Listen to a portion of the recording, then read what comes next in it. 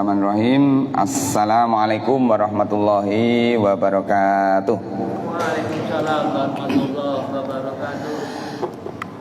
Alhamdulillah wassalatu wassalamu ala rasulillahi wa ala alihi wa sahbihi wa mawalah.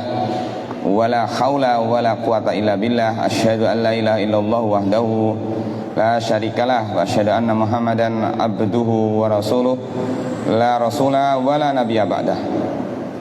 Faqala Allah Ta'ala fi kitabihil karim, a'udzu billahi minasy syaithanir rajim. Ya ayyuhalladzina amanu taqullaha haqqa tuqatih wa la tamutunna illa wa antum muslimun. Wa qala wa halallahu al-bai'a wa harrama riba. Amma ba'du, Allahumma la sahla illa ma ja'altahu sahla wa anta taj'alul hazana idza syi'ta sahla. Ahibati fillah azamullah, Bapak Ibu jamaah kajian rahimakumullah, kita awali dengan membaca basmalah. Bismillahirrahmanirrahim. Baik, kita masuk bab baru, judulnya adalah Babu Bai'il Usuli Was Samar.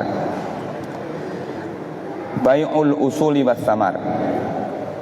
Bab tentang jual beli ya, buah-buahan yang ada di dalam tanah dan buah-buahan. Jadi ada buah-buahan yang berada di atas, di ranting, tapi ada yang tertanam di dalam tanah. Ya. Al-usul itu maksudnya arahnya ke situ. Baik, kita lihat mukadimahnya dulu ya. Al-usulu jam'u aslin. Namanya istilah usul itu adalah jamak dari aslun, pokok. Wa huwa ma yatafarra'u anhu ghairuhu, yaitu apa-apa yang mencabang dari selainnya. Wal muradu huwa ad-duwaru wal ardu wal dakakinu wat tawakhin wal ma'asir wa nahwiha wa kadzalika syajar.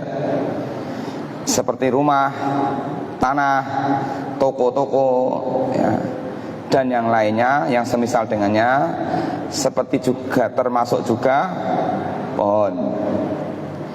Jadi rumah itu kan ada pondasinya gitu.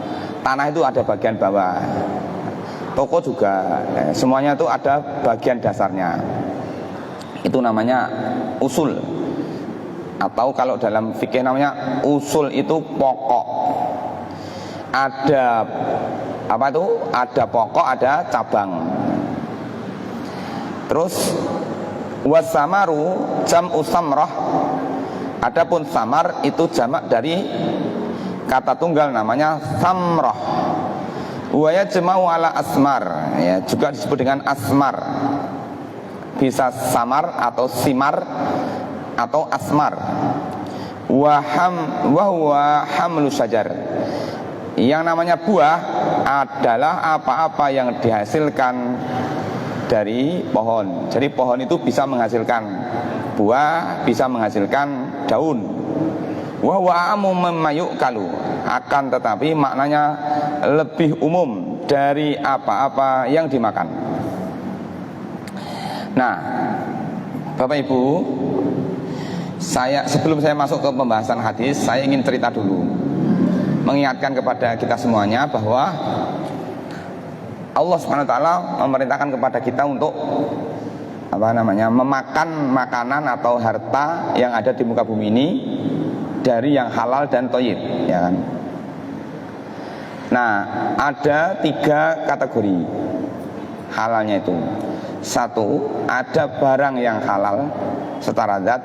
2, ada yang barangnya halal secara zat tapi juga halal cara mendapatkannya.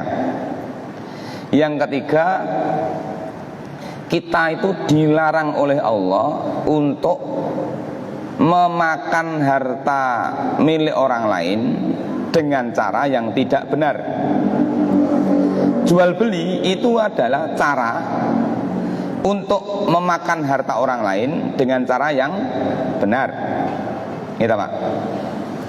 jenengan bisa dapat uang, bisa mendapatkan uang dari orang lain dengan jalan transaksi, itu kan sah. Dan itu tidak ada orang yang terdolimi karena sama-sama mendapatkan keuntungan gitu loh. Tapi di sela-sela transaksi jual beli yang sudah kita alami, kita saksikan, itu ternyata ada bentuk-bentuk transaksi yang di sana menjadikan kita itu makan harta milik orang lain dengan cara yang tidak benar. Nah, salah satu di antara perkara penting yang kita perlu pelajari adalah apakah semua transaksi yang kita lakukan itu betul-betul menjadikan laba atau keuntungan itu adalah keuntungan yang halal. Dalam kata lain adalah apakah transaksi yang sudah kita lakukan itu sudah aman dari kategori memakan harta milik orang lain dengan cara yang tidak benar. Karena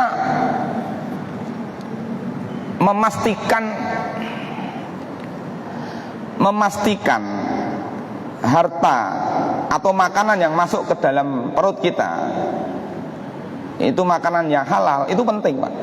Dan sangat penting, itu pokok gitu. Karena Rasulullah SAW mengatakan tidaklah masuk surga ya orang yang daging yang tumbuh dari harta yang tidak halal atau harta yang haram.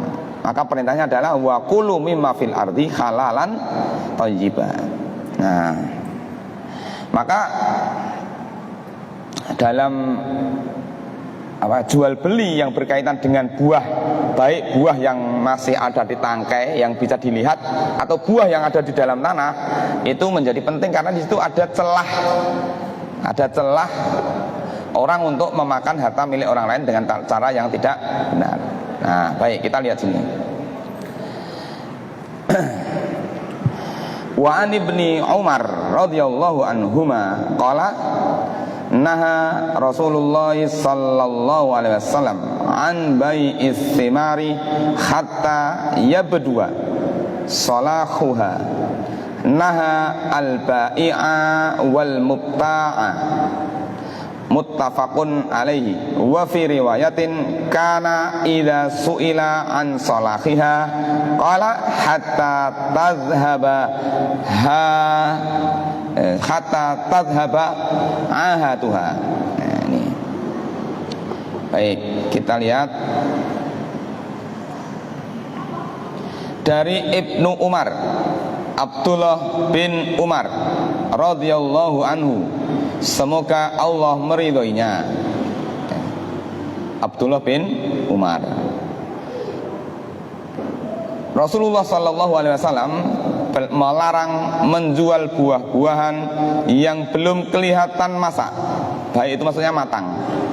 Ya, belum kelihatan matang. Nek wong mriki ngarani sih pentil. Belum kelihatan matang. Beliau melarang penjual dan pembeli, baik yang menjual maupun yang membeli, sama-sama dilarang. Dalam suatu riwayat, apabila beliau ditanya tentang buah yang baik, maka beliau bersabda sampai penyakitnya hilang. Penyakit buah itu macam-macam, gitu. Tergantung dari jenis buahnya, gitu. Jadi larangan pertama, ini nanti kita akan mengumpulkan dulu riwayatnya, ada 4 kalau salah ya, karena ini sangat berkaitan. Baru nanti kita ambil pelajarannya. Jadi yang pertama, Rasulullah melarang kita menjual buah-buahan yang belum matang. 1. Kemudian 2, Rasulullah melarang penjual dan pembelinya. 3, Rasulullah SAW menjelaskan ketika ditanya apa sih buah yang baik itu, maka Rasulullah mengatakan buah yang baik adalah buah yang tidak ada penyakit, yang penyakitnya hilang. Ini riwayat pertama. Oke. Kemudian kita lanjutkan dulu. Yang kedua, An Anas ibn Malik radhiyallahu anhu anna Nabiyya sallallahu alaihi wasallam naha an bai'is thimari hatta tuzhiya atau hatta tuzhi. Qila wa ma zahbuha qala tahmaru wa tasfaru, muttafaqun alaih. Ini jalur dari Anas bin Malik. Dari Anas bin Malik radhiyallahu anhu ya, bahwa Rasulullah SAW melarang menjual buah-buahan sehingga matang. Bukan baik ya, terjemahnya kurang pas ya.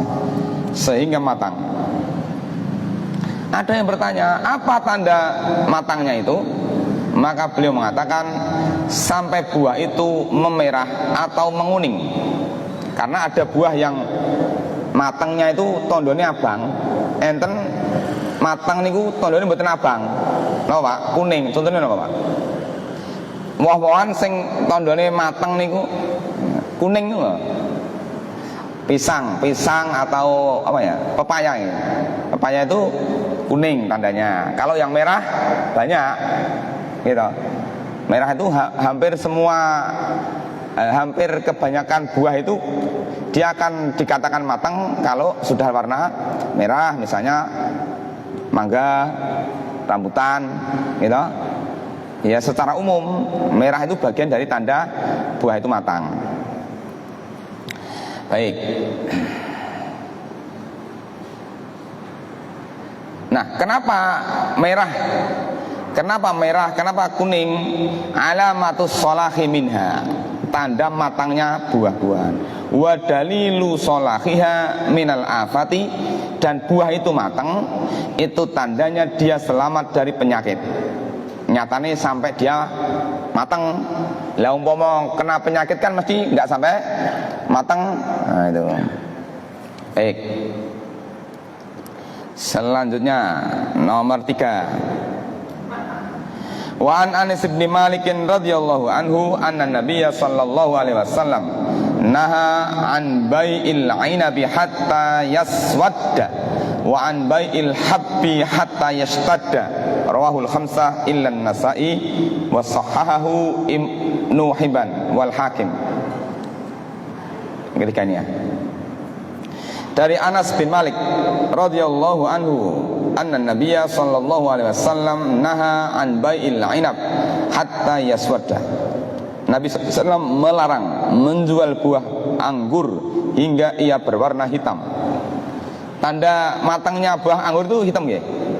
Bener nggih? Kalau anggur hijau itu ya hitam. Ya hijau. Nah, oke. Ini ini maksudnya secara umum ya, secara umum, bahwa kemudian nanti di belakang, di kemudian hari ada teknologi seperti dulu kan semangka itu identik dengan merah gitu loh. Nah, sekarang sudah muncul semangka warna kuning. Nanti mungkin di kemudian hari muncul lagi. Dan melarang menjual biji-bijian hingga dia mengeras. Biji itu kalau belum matang ya masih empuk, tapi kalau sudah matang berarti dia sudah keras. Baik. Ada 3 riwayat. Ya. Oh, ini masih ada satu lagi. Nanti baru kita ambil pelajaran sini. Ya, satu lagi ya. An Jabir ibni Abdullah radhiyallahu anhuma qala qala Rasulullah sallallahu alaihi wasallam lau bi'ta min akhika samaran fa asabathu jaihah fala yakhillu laka an ta'khudha minhu syai'an bima ta'khudhu mala akhika bi ghairi haqqin. Anna Nabiyya sallallahu alaihi wasallam amara bi wad'il hawaid. Dari Jabir bin Abdullah radhiyallahu anhu berkata, radhiyallahu anhuma, bahwa qala berkata, qala Rasulullah sallallahu alaihi wasallam, Rasulullah sallallahu alaihi wasallam bersabda, lau bi'ta min akhika samaron, kalau kamu menjual dari saudaramu samaron, samaron itu buah, fasobahu jaihah, kemudian buah itu terkena penyakit, terkena musibah. Karena jaihah itu di sini adalah al-afat allati tusabbibul musibah al-azimah. Nama jaihah itu bencana yang menyebabkan penyakit atau halangan atau penyakit yang menyebabkan bencana besar fi mali rajulin, pada yang menimpa pada harta seseorang, tahuhu kullah kalmator, maka akan menjadi rusak seperti apa ini? Mator, hujan, al-matorus syadid, hujan yang lebat. Mumpun transaksi itu ngoting itu hujan beres. Wal baratu dingin, ya, atau angin ya. Warniku dingin. Wal hariku kebakaran. Wal jaratu atau serangga. Ya. Saya ambilkan dari sini saja. Ini nggak bisa diperbesar ya. Seandainya engkau menjual kurma kepada saudaramu atau buah tadi, kemudian ia membusuk atau karena musibah ya, maka tidak halal engkau mengambil apapun darinya.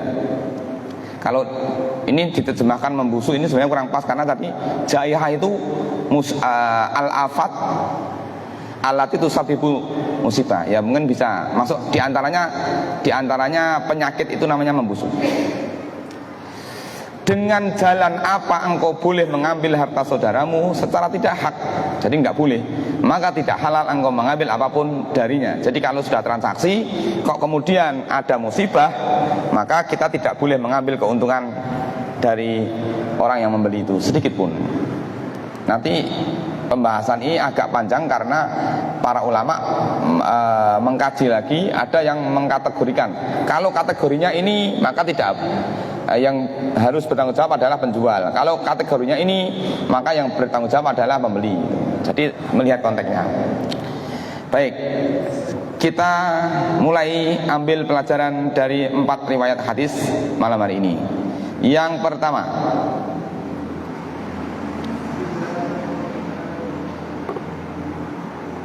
ya ini ya,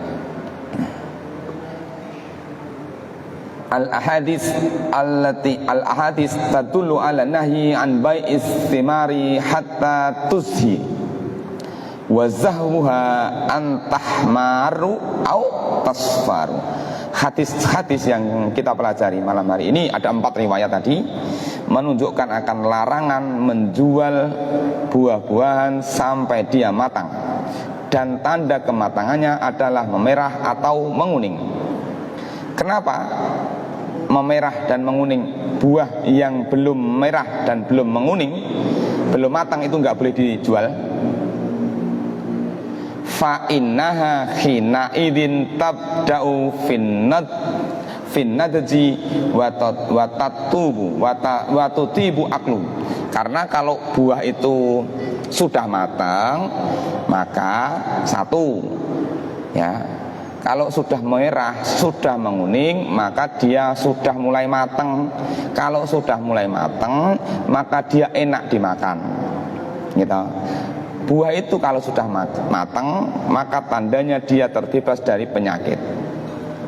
Kalau orang itu menjual buah, posisinya dia belum matang, maka status buah itu belum jadi. Maka masih ada potensi gharar. Ya, ada potensi tertipu. Ya, kalau buahnya nanti matang, kalau tidak matang, tahu-tahu kena hama, serangga atau mungkin yang lain, ya, maka di situ ada unsur gharar. Ya, maka saya buatkan tulisan sederhana di sini, mungkin bisa membuat lebih, ya, sebentar. Saya tadi sudah bikinkan sedikit. Oh, sudah.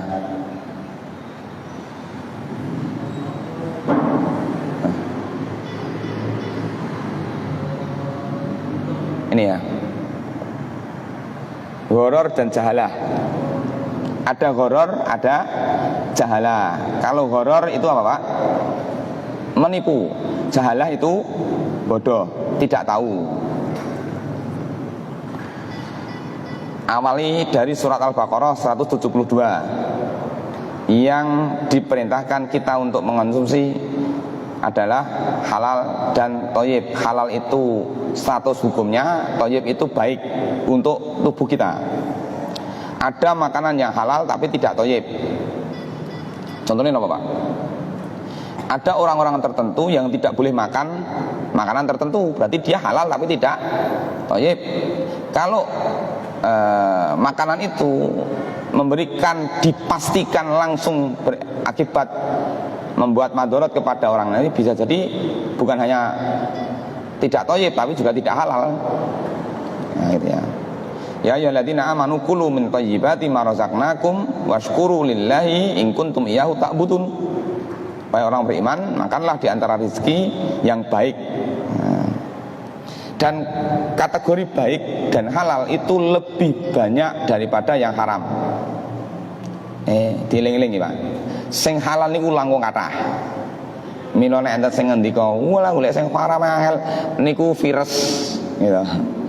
Gitu. Wong sing halal niku luwih kathah. Summa, ini pengaruhnya Pak ya. Summa zakara rajulu yutilu safar. Ash'atha aghbarra yamuddu bayadaihi ila sama. Ya Rabbi ya Rabbi wa mat'amuhu haramun wa mashrabuhu haramun wa malbasuhu haramun wa ghudhiya bil haram fa anna yustajabu lahu. Kemudian Rasulullah menyebutkan ada seseorang yang melakukan safar. Safar. Masih ingat ya Pak ya?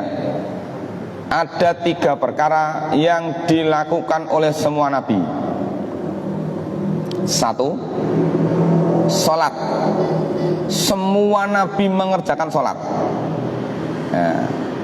Semua nabi mengerjakan sholat. Hanya berbeda caranya, hanya berbeda jumlah sehari semalamnya berapa kali. Semua nabi mengerjakan sholat. Dalilnya banyak. 2, semua nabi menggembala kambing. Ya, Rasulullah bersabda, "Ma min nabiyyin illa ra'al ghanam." Tidak ada nabi kecuali mereka pernah mengembala kambing. Dengan pun nate angon wedhus dereng. Saat ini sudah mulai banyak orang-orang kota memelihara kambing. Nek sing pengalaman niku terus dipaidu. Angon wedhus napa mboten dingon kok niku dingu. Mergone napa mboten dingon, dadi dokane kandang ngoten lho. Tapi menghasilkan. Maka Nabi SAW mengatakan, ittakhidul ghanam fa innaha barakatun. Peliharalah kambing karena sesungguhnya kambing itu membawa keberkahan. Mungkin nek kira-kira enten rencange sinau carane ngopeni kambing. Dan satu-satunya tempat yang digunakan, yang diperintahkan kita untuk sholat di kandangnya adalah kandang kambing. Nabi mengatakan, "Shallu fi marabidil ghanam." Sholatlah kalian di kandang kambing. Memang padosi riwayat sanes yang memerintahkan kita untuk sholat di kandang hewan, nggak ada kecuali kandang kambing. Ya. Nabi ketika mengatakan semua nabi memelihara kambing, maka para sahabat ada yang bertanya, "Ya Rasulullah, termasuk engkau?" "Iya, saya juga pernah menggembala kambing." Maka menggembala kambing bagian daripada sunnah para nabi. Yang kedua ya Pak. Yang ketiga apa Pak? Semua nabi melakukan safar. Semua nabi pernah merantau. Dan tidak ada nabi yang meninggal di tempat di mana dia dilahirkan. Semua nabi itu pernah bepergian. Dan semua nabi meninggal dan dikuburkan bukan di tempat dia lahir. Ya, makanya jadi musafir itu bagian dari sunnah para nabi. Ya, bagi bapak ibu yang jarang keluar rumah ya monggo ya. Ada bentuknya nopo piknik nopo acara nopo medal ya. mencari suasana. Kenapa? Karena di dalam safar itu ada masyakoh, ada kesulitan yang membuat hati kita kembali kepada Allah SWT. Tapi kalau Bapak Ibu ingin melaksanakan safar, saya ingatkan, al-baitu al-masjidu baitun likulli muslimin. Masjid itu adalah rumah bagi semua orang Islam. Jadi enten wong Islam sing lali omah, sinten wong Islam sing ra tau neng masjid. Maka masjid niku omahe wong Islam. Nah, maka orang Islam itu di mana-mana mesti jujukane omah napa masjid. Nggih, gitu. Nggih, matur nuwun. Baik, lanjut. Jual beli gharar dan jahalah dibedakan dulu. Gharar dalam jual beli ketika seorang penjual atau pembeli tidak tahu secara pasti barang yang ditukarkan bisa didapatkan atau tidak. Itu gharar. Bang, ini kira-kira barangnya setengah aku apa yo? Nah, masih meraba-raba. Makanya kan apa itu? Tidak diperbolehkan menjual barang yang belum dimiliki sepenuhnya. Barang dereng teko nggone wis ditawak-tawakne gitu. Itu kecuali kalau akadnya menggunakan akad samsaroh yang dulu kita pernah singgung, yaitu sebagai maklar. Itu kan memang orang maklar itu ranti barangnya uang kan. Tapi kalau kita punya barang, kita baru beli barang itu belum kita pegang, maka tidak diperbolehkan. Karena la tabi ma laisa indaka, jangan kamu jual sesuatu yang belum kamu miliki sepenuhnya. Jadi gharar itu pengertiannya seorang penjual atau pembeli tidak tahu secara pasti apakah barang yang dibeli bisa didapatkan atau tidak. Barangnya misalnya seperti membeli buah yang masih ada membeli buah yang belum matang, itu dia antara dia bisa mendapatkan barang itu atau tidak itu masih belum jelas. Nah, bola bali ini kula matur. Lah yo pelem sih krontel ditekak-tekokke ae. Kan belum tentu krontele niku dadi pelem ngoten. Yo nek mengke mboten gogrok, mbok kanginan. Oh, klontele anu wis rada gedhe. Yo nanti kalau matang, nek mboten matang, wong sadurunge matang pun enten codot. Kan ngoten. Codot sing enten mabur nggih, codot sing mboten mabur. Kan ngoten. Banyak apa tuh namanya? Tikus ya, yang buah kelengkeng itu kan yang makan bukan hanya tikus, kadang-kadang malah apa sing nandur kelengkeng ora tau ngrasake, malah diturai kulit tok. Gara-gara sing nandur kelengkeng keduren mboten saged ngopeni. Jadi belum bisa dipastikan nanti bisa dapat mendak. Jual beli apa itu? Janin yang masih ada di dalam perut hewan.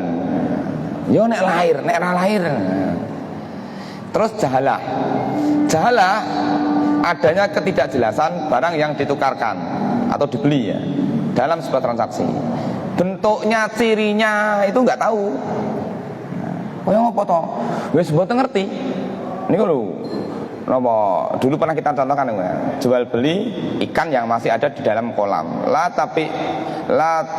tastaris samaka fil ma'i fa innahu ghararun. Ya. Baik. Gharar adalah ketika seseorang tidak mengetahui apakah dia bisa mendapatkan barang atau tidak. Seperti jual beli burung yang sedang terbang. Manuk mabur kok didol. Pundi Pak? Sing mabur iki lho, barang mabur kok didol. Mboten biasane mengke sore niku mulih dhewe. Iya engko sore ya mengko sore nek wis mulih wong dereng mato. Atau ikan di air kolam. Adapun apabila barang tersebut diketahui bisa didapatkan, namun sifatnya tidak diketahui, maka namanya jahalah. Jahalah itu secara bahasa bodoh, tidak tahu. seperti jual beli benda yang ada di dalam lengan baju. Mang tumbas ten jero klambi kula niki, ning kantong. Tapi tidak diketahui barang jumlahnya berapa, cirinya seperti apa. Tapi barangnya tahu di situ. Maka gharar dan jahalah sama-sama memiliki sifat umum dari satu sisi dan khusus dari sisi lain. Terkadang gharar dan jahalah bersamaan, tapi juga tidak bersamaan. Contoh,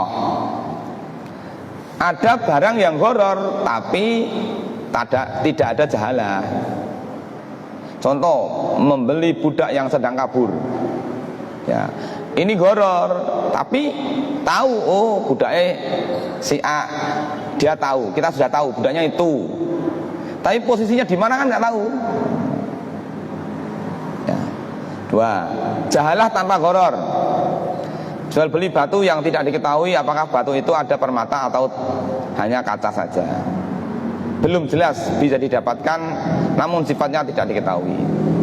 Ya, sudah jelas didapatkan tapi sifatnya tidak tahu, berarti ini jahalah. Yang ketiga, gharar dan jahalah.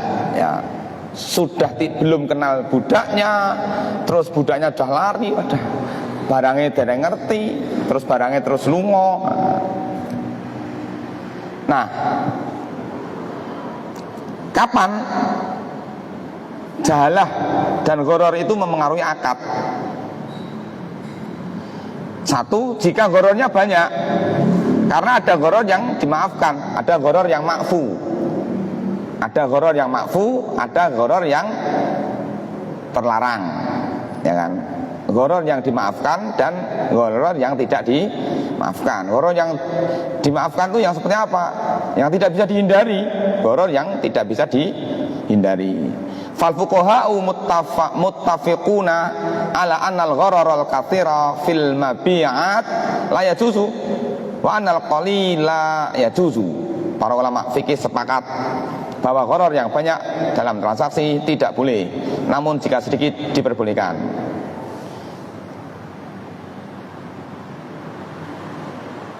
Ya, seperti apa? Bolehnya menyewakan rumah dalam kurun waktu 1 bulan.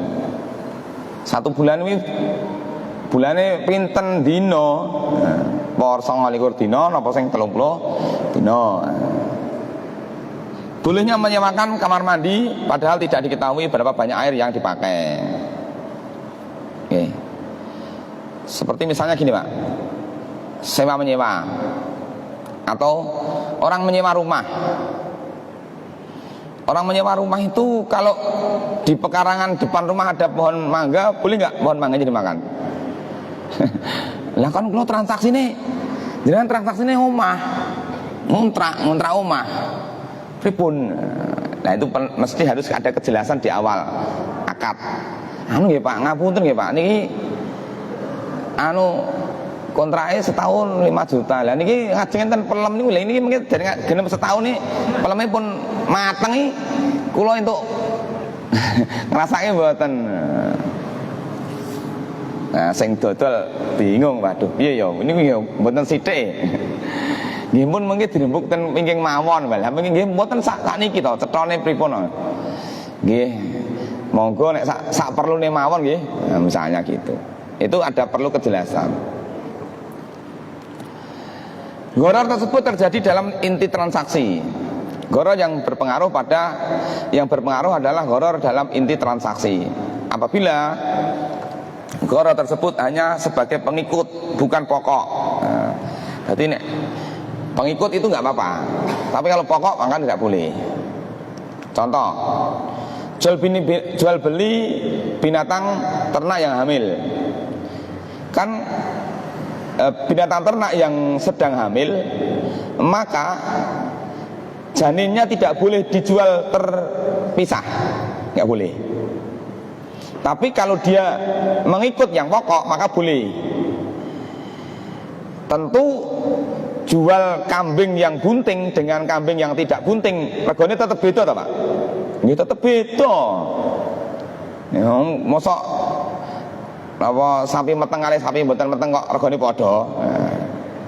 Nah, maka kalau dijual mengikut induknya boleh. Tapi ini kalau dodol pedetnya saya jero weteng. Lah mboten sambokane, mboten mbokane itu kula upayani. Ya enggak bisa. Mengke dodole nek pas napa? Nek pun lairan mawon. Nah, mun genah. Ngoten. Gharar dalam transaksi tersebut tidak dibutuhkan. Al aslu ayyabi al gharar batilun li hadzal hadis. Wal muradu